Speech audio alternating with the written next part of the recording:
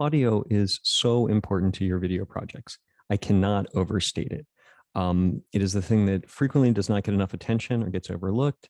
And it's also the thing that most often distracts a viewer from what you're trying to bring across. I mean, think about it. When you're watching, you'll forgive a lot. You know, it's a little blurry, it's a little dark. You'll look past it, you'll go with it.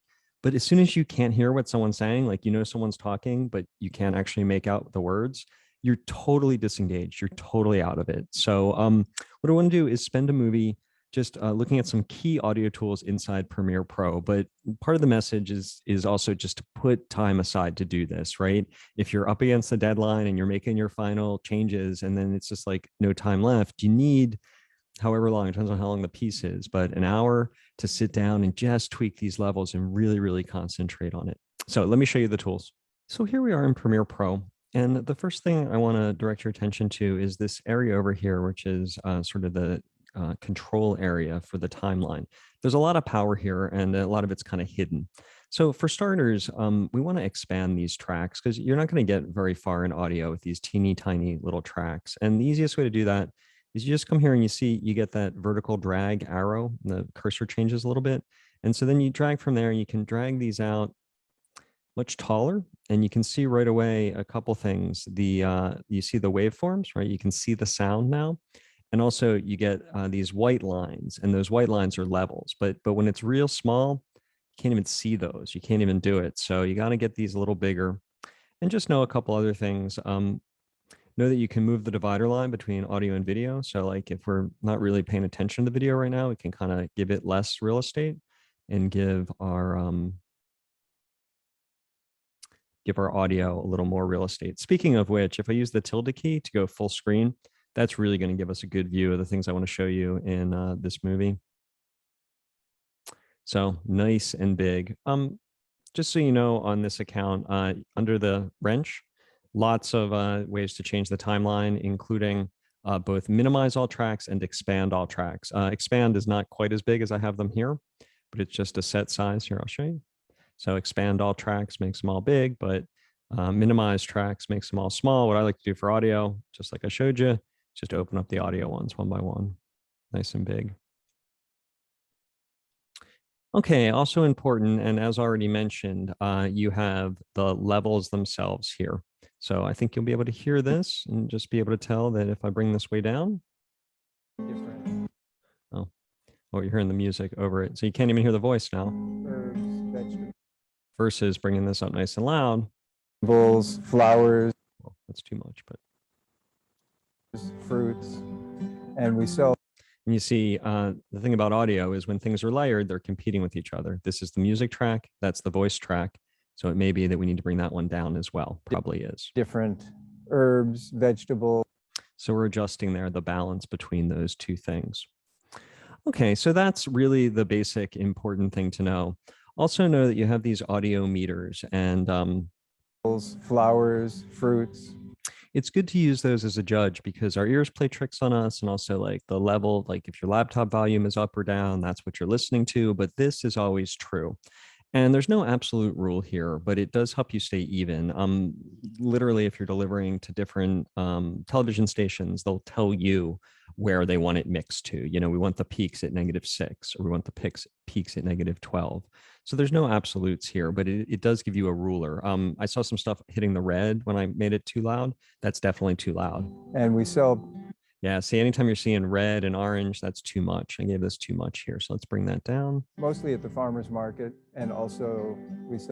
And a lot of your judgments are weighing the music noise against the voice noise and trying to get it balanced right. Just a couple more things. You could tell I was like thrown off for a second when the music was playing at the same time as the voice, because I just wanted to demonstrate the voice. Well, you have two buttons here, mute track and solo track, that are very valuable. So in that instance, if you just want to hear the voice without the music for a second, you can solo this track. In other words, play only this one. Herbs, vegetables, flowers. You can just see, okay, what does that sound like before I bring the music in? It's just temporary. You can turn it back off and you get the mix again. And then mute means just turn that one off. So if I'm like, you know what, I want to deal with all the voice, but not the music, I can turn music off, and then I can hear, and I have how other items are mixing together. So you have mute and solo that are pretty useful. Finally, what you see here with the music is when he's speaking, it needs to be lower, but there may be times when it's just beauty shots and we'd like a little more music. Oh, I'm still on mute. So I'd like to create the effect where during these beauty shots, I have really kind of a swell of music, and then it comes down, leaving room for him to talk. So I'm going to zoom in here a little. I'm going to go full screen again so you get a really nice big picture of this. Except, well, I can't do that because I need my pen tool first. So to make this kind of change, you need the pen tool. And what the pen tool does generally is make what are called keyframes. Okay, so what keyframes are little markers that let you change things over time, including the audio levels. So right around here, when he starts talking, we want to create a dip. So I'm going to make 2 keyframes to create my dip. And I could do a keyboard shortcut for this, but I'm going to just go back to my regular pointer tool. And then I'm going to give this a nice swell here. A little bit exaggerated. I'm going to exaggerate this a little bit so you can definitely hear it. So what you should hear there is the ramp down. My name is BD Douch, and So you see dipping down to make room for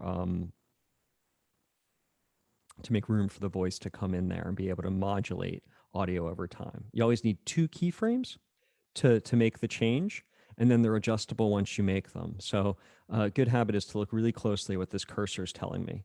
So you see there, it's telling me, oh, you can move the whole line. But here, oh, you can move the keyframe. Like maybe I want a more sudden dip. I move them closer together and it's going to drop off like a cliff. my name is BD Douch. Not what we want. Spread them out, edit them after the fact. You can also delete them and also clear the whole thing out. If you're ever looking for something like that, you can like right click and you'll get a list that includes like remove attributes, and you can just take them away and start from scratch as well. So those are some basic audio tools. There's deeper stuff on the LinkedIn library. That's enough to get you started. And again, like even with the basic tools, listening closely on the headphones, paying attention to the meters, after you do it for a while, taking a break, and then maybe playing it on the speakers and seeing how it sounds, really spending time both in the field, but for the purposes of this movie, in the edit room, to really kind of polish your audio is time well spent.